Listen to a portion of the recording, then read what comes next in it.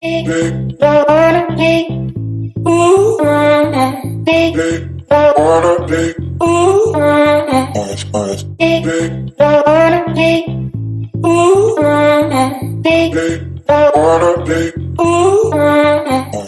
Futility of Schooling by Illich, a collective reading. To provide every citizen in the United States with a level of schooling now enjoyed by the well-off one-third would require the addition of $40 billion per year to the present cost of elementary and secondary education in the United States, which is about $37 billion. This sum exceeds the present expenditure for the war in Vietnam. Evidently, the United States is too poor to provide compensatory education on this scale. And yet, it is politically inexpedient and intellectually disreputable to question the elusive goal of providing equal educational opportunities for all citizens just by giving them access to an equal number of years in school. One man's illusions are often best recognized in the light of another man's delusions. My discussion of the futility of schooling in the Third World, published as a magazine article in 1968, may help to demonstrate the general futility of worldwide educational institutions. For the past 2 decades, demographic considerations have colored all discussion about development in Latin America. In 1950, some 200 million people occupied the area extending from Mexico to Chile. Of these, 120 million lived directly or indirectly on primitive agriculture. Assuming both effective population controls and the most favorable possible results from programs aimed at the increase of agriculture, by 1985, 40 million people will produce most of the food for a total population of 360 million. The remaining 320 million will either be marginal to the economy or will have to be incorporated somehow into urban living and industrial production. During these same past 20 years, both Latin American governments and foreign technical assistance agencies have come to rely increasingly on the capacity of grammar, trade, and high schools to lead the non-rural majority out of its marginality in shantytowns and subsistence farms into the type of factory, market, and public forums which correspond to modern technology. It was assumed that schooling will eventually produce a broad middle class with values resembling those of highly industrialized nations, despite the economy of continuous scarcity.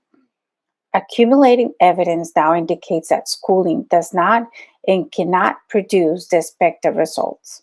Some years ago, the governments of the Americas joined in the Alliance for Progress, which has in practice served mainly the progress of the middle class in the Latin nations. In most countries, the alliance has encouraged the replacement of a closed, feudal, hereditary elite by one which is supposedly meritocratic and open to the few who manage to finish schools. Concomitantly, the urban service proletariat has grown at several times the rate of the traditional landless rural mass and has replaced it in importance. The marginal majority and the schooled minority grow ever further apart. One old feudal society has brought forth two classes, separate and unequal. This development has led to educational research focused on the improvement of the learning process in schools and on the adaptations of schools themselves to the special circumstances prevailing in underdeveloped societies. But logic would seem to require that we do not stop with an effort to improve schools. Rather, that we question the assumption on which the school system itself is based. We must not exclude the possibility that the emerging nations cannot be schooled, that schooling is not a viable answer to their need for universal education. Perhaps this type of insight is needed to clear the way for a futuristic scenario in which schools as we know them today would disappear. The social distance between the growing urban mass and the new elite is a new phenomenon, unlike the traditional forms of discrimination known in Latin America. This new discrimination is not a transitory thing which can be overcome by schooling. On the contrary, I submit that one of the reasons for the awakening frustration in the majorities is the progressive acceptance of the liberal myth, the assumption that schooling is an assurance of social integration, the solidarity of all citizens based on their common graduation from school has been an inalienable part of the modern Western self-image. Colonization has not succeeded in implanting this myth equally in all countries, but everywhere schooling has become the prerequisite for membership in a managerial middle class. The constitutional history of Latin America since its independence has made the masses of this continent particularly susceptible to the conviction that all citizens have a right to enter and therefore have some possibility of entering their society through the door of a school. More than elsewhere, in Latin America, the teacher as missionary for the school gospel has found adherents at the grassroots. Only a few years ago, many of us were happy when finally the Latin American school system was singled out as the area of privileged investment for international assistance funds. In fact, during the past years, both national budgets and private investment have been stimulated to increase educational allocation. A second look reveals that this school system has built a narrow bridge across a widening social gap. As the only legitimate passage to the middle class, the school restricts all unconventional crossings and leaves the underachiever to bear the blame for his marginality. This statement is difficult for Americans to understand. In the United States, the 19th century persuasion that free schooling ensures all citizens equality in the economy and effective participation in society survives. It is by no means certain that the result of schooling ever measure up to this expectation. But the school certainly played a more prominent role in this process some 100 years ago. In the United States of the mid-19th century, 6 years of schooling frequently made a young man the educational superior of his book. In a society largely dominated by on-school achievers, the Little Red Schoolhouse was an effective road to social equality. A few years in school for all brought most extremes together.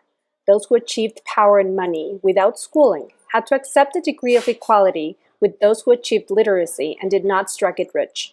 Computers, television, and airplanes have changed this.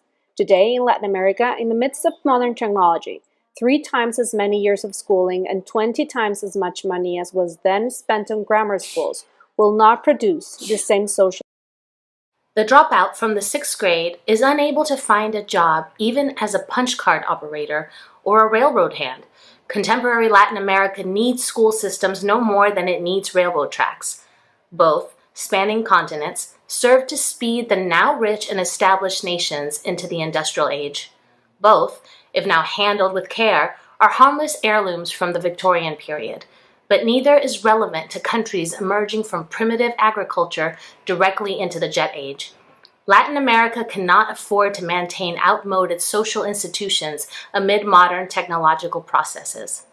By school, of course, I do not mean all organized formal education.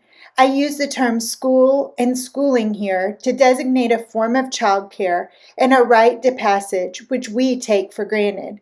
We forget that this institution and the corresponding creed appeared on the scene only with the growth of the industrial state. Comprehensive schooling today involves year-round, obligatory, and universal classroom attendance in small groups for several hours each day. It is imposed on all citizens for a period of 10 to 18 years. School divides life into 2 segments, which are increasingly of comparable length. As much as anything else, schooling implies custodial care for persons who are declared undesirable elsewhere by the simple fact that a school has been built to serve them. The school is supposed to take the excess population from the street, the family, or the labor force. Teachers are given the power to invent new criteria according to which new segments of the population may be committed to a school. This restraint on healthy, productive, and potentially independent human beings is performed by schools with an economy which only labor camps could rival. Schooling also involves a process of accepted ritual certification for all members of a schooled society. Schools select those who are bound to succeed and send them on their way with a patch marking them fit.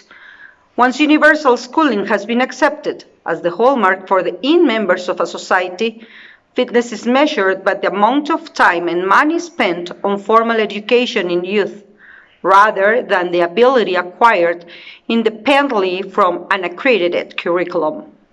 A first important step toward radical educational reform in Latin America will be taken when the educational system of the United States is accepted for what it is: a recent, imaginative, social invention perfected since World War II and historically rooted in the American frontier.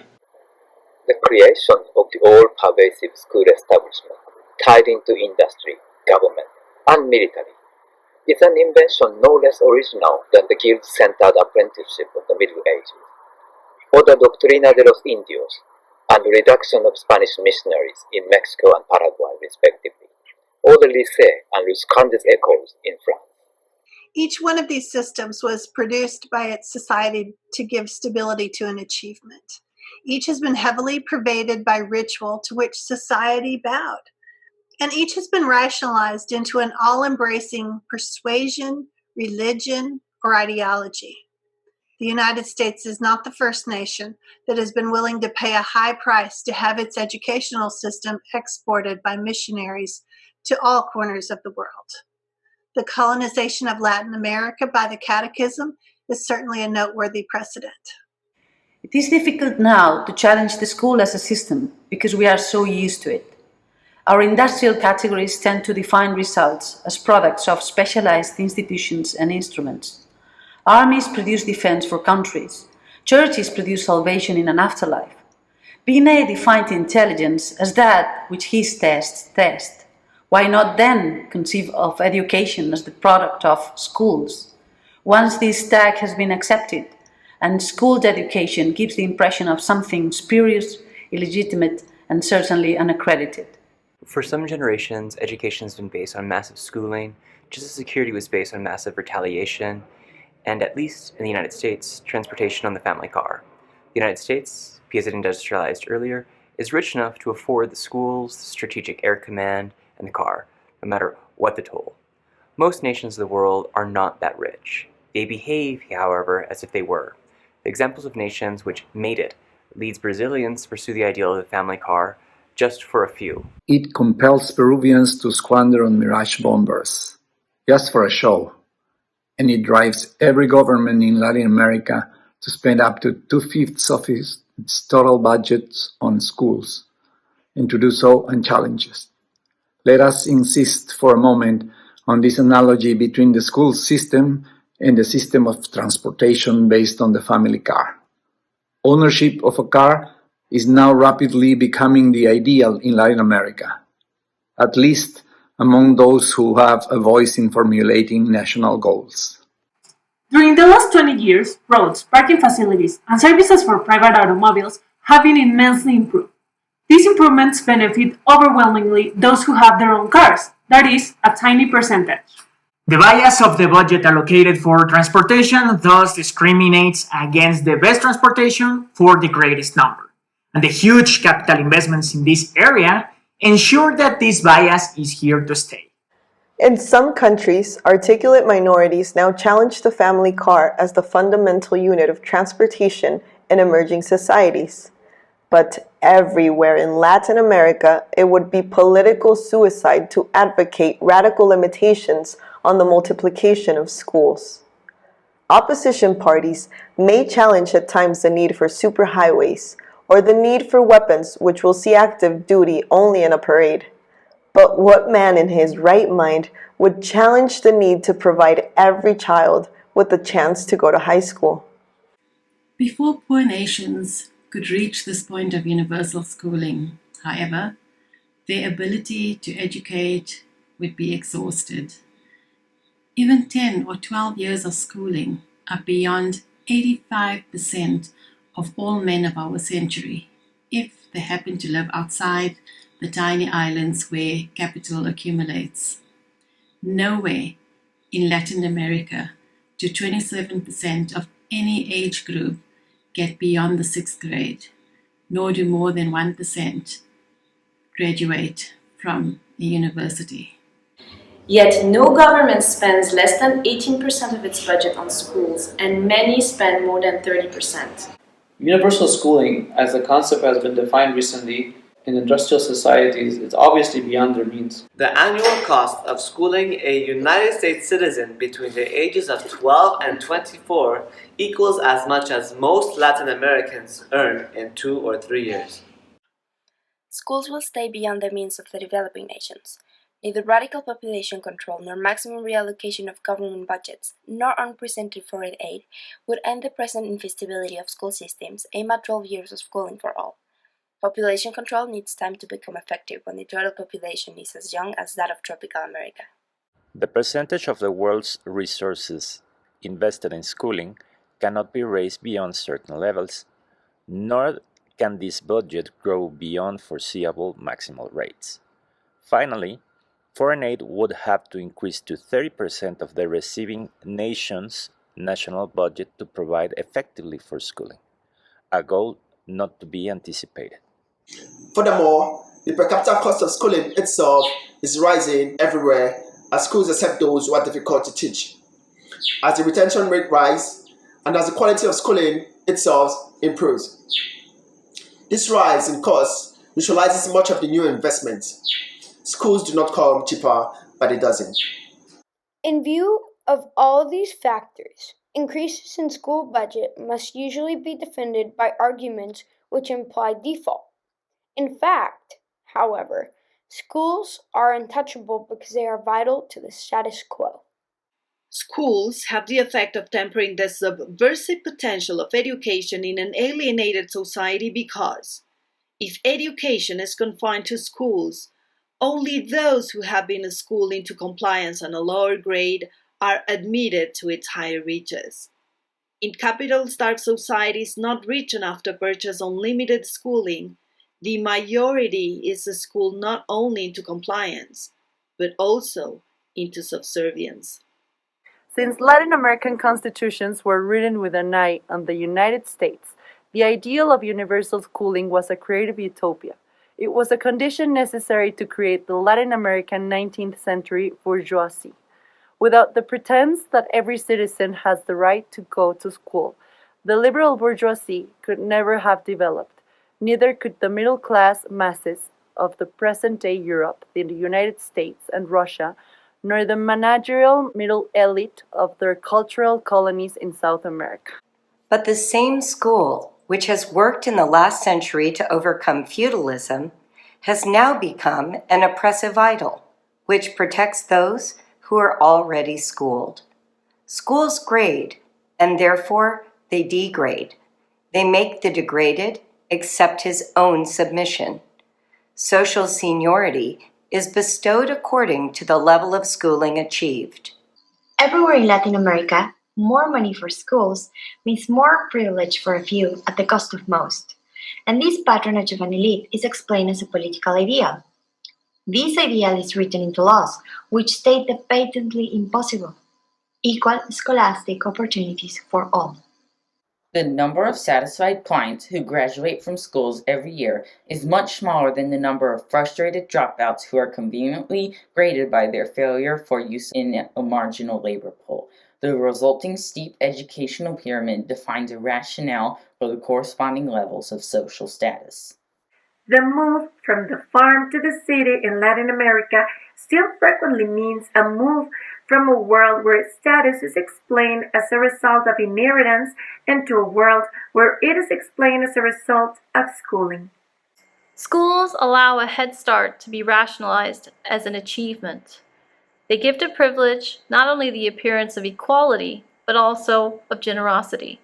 Should somebody who missed out on early schooling be dissatisfied with the status he holds, he can always be referred to a night school or trade school.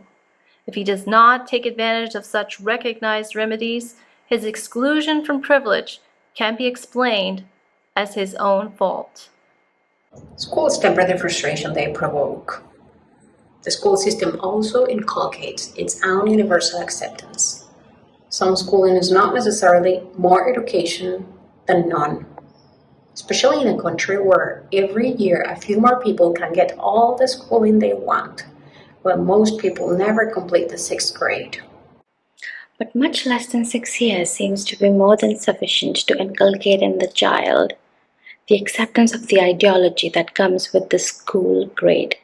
The child learns only about the superior status and unquestioned authority of those who have more schooling than he does. Any discussions of radical alternatives to school-centered formal education upsets our notions of society. No matter how inefficient schools are in educating the majority, no matter how effective schools are in limiting the access to the elite, no matter how liberally schools shower their non-educational benefits on the members of this elite, schools do increase the national income. They qualify their graduates for more economic production. In an economy on the lower rungs of development towards United States-type industrialization, a school graduate is enormously more productive than a dropout. Schools are part and parcel of a society in which a minority is on the way to becoming so productive that the majority must be schooled into disciplined consumption. Schooling, therefore, under the best circumstances, helps to divide society into two groups. Those so productive that their expectation of annual rise in their personal income lies far beyond the national average, and the overwhelming majority whose income also rises, but at a rate clearly below the former's. Those rates are of course compounded and leave the two groups apart. Radical innovation in formal education presupposes radical political changes. Radical changes in the organization of production, and radical changes in man's image of himself as an animal which needs school. This is often forgotten when sweeping reforms of the schools are proposed and fail because of the societal framework we accept. For instance, the trade school is sometimes advocated as a cure-all for mass schooling. Yet it is doubtful that the products of trade schools would find employment in a continuously changing, ever more automated economy. Moreover, the capital and operating costs of trade schools, as we know them today, are several times as high as those for a standard school of the same grade. Also, trade schools usually take in 6th graders, who, as we have seen, are already exceptional. Trade schools pretend to educate by creating a spurious facsimile of the factory within the school building. Instead of the trade school, we should think of a subsidized transformation of the industrial plant. It should be possible to obligate factories to serve as training centers during off hours, for managers to spend time planning and supervising this training, and for the industrial process to be so redesigned that it has educational value. If the expenditures for present schools were partly allocated to sponsor this kind of educational exploitation of existing resources, then the final results, both economic and educational, might be incomparably greater. If that apprenticeship were offered not only to employees, industry would begin to assume this important role that is now being played by schools. And we would be on our way to disabuse the idea that manpower qualification precedes employment and that schooling precedes productive work. There's no reason for us to continue the medieval tradition in which men prepare for the secular world by incarceration in a sacred precinct, be it monastery, synagogue, or school. A second frequently discussed remedy for the failure of schools is fundamental, or adult education. It has been proven by Paulo Freire in Brazil that those adults who can be interested in political issues of their communities can be made literate within 6 weeks of evening classes. The program teaching such reading and writing skills, of course, must be built around the emotion-loaded keywords of adults' political vocabulary. Understandably, this fact has gotten Freire's program into trouble. It has also been suggested that the dollar cost of 10 separate months of adult education is equal to that of 1 year of early schooling, and can be incomparably more effective than schooling at its best. Unfortunately, adult education now is conceived principally as a device to give the underprivileged a palliative for the schooling he lacks. This situation would be reversed if we wanted to conceive of all education as an exercise in adulthood. We should consider a radical reduction of the length of the formal, obligatory school session to only 2 months each year, but spread this time of formal schooling over the first 20 or 30 years of a man's life.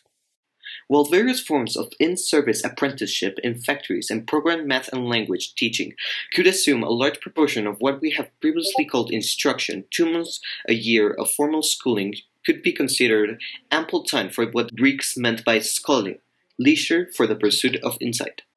No wonder we find it near impossible to conceive of a comprehensive social changes in which the educational functions of school would thus be redistributed in new patterns among institutions we do not now envisage. We find it equally difficult to indicate concrete ways in which the non-educational functions of a vanishing school system would be redistributed. We don't know what to do with those whom we now label children or students and coming to school. It is difficult to foresee the political consequences of changes as fundamental as those proposed, not to mention the international consequences. How should a school-reared society coexist with one which has gone off the school standard and whose industry, commerce, advertising, and participation in politics is different as a matter of principle? Areas which develop outside the universal school standard would lack common language and criteria for respectful coexistence with the school. Two such worlds, such as China and the United States, might almost have to seal themselves off from each other. Rashly, the school-bred mind abhors the educational devices available in these worlds. It is difficult mentally to accredit Mao's party as an educational institution which might prove more effective than the schools are at their best, at least when it comes to inculcating citizenship. Guerrilla warfare in Latin America is another education device much more frequently misused or misunderstood than applied. Che Guevara, for instance, clearly saw it as the last educational resort to teach people about the illegitimacy of their political system, especially in unschooled countries, where the transistor radio has come to every village. We must never underrate the educational functions of great charismatic dissidents, like Tom Helder Camara in Brazil or Camilo Torres in Colombia. Castro described his early charismatic heritages as teaching sessions. The school mind perceives this process as exclusively as political indoctrination, and their educational purpose eludes its grasp. The legitimation of education by schools tends to render all non-school education an accident, if not an outright misdemeanor. And yet, it is surprising with what difficulty the school-bred mind perceives the rigor with which schools inculcate their own presumed necessity, and with it, the supposed inevitability of the system they sponsor. Schools indoctrinate the child into the acceptance of the political system his teachers represent, despite the claim that teaching is non-political. Ultimately, the cult of schooling will lead to violence, as the establishment of any religion has led to it. If the gospel of universal schooling is permitted to spread in Latin America, the military's ability to repress insurgency must grow. Only force will ultimately control that the propagation of the school myth enkindles.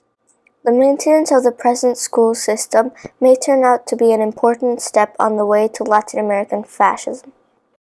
Only fanaticism inspired by idolatry of a system can ultimately rationalize the massive discrimination which will result from another 20 years of grading a capital-starved society by school marks. The time has come to recognize the real burden of the schools in the emerging nations, so that we may become free of the envisaged change in the social structure which now makes schools a necessity.